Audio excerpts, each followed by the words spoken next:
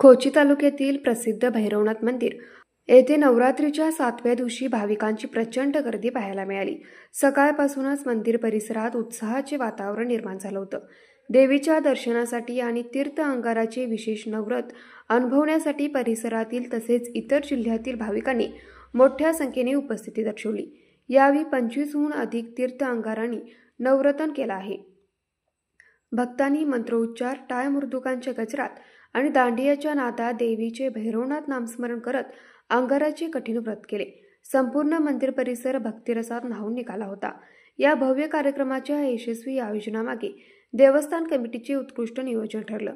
सुरक्षा, स्वच्छता, पाणी, दर्शन रांग तसेच वाहतूक नियंत्रण यावर विशेष भर देण्यात आला होता।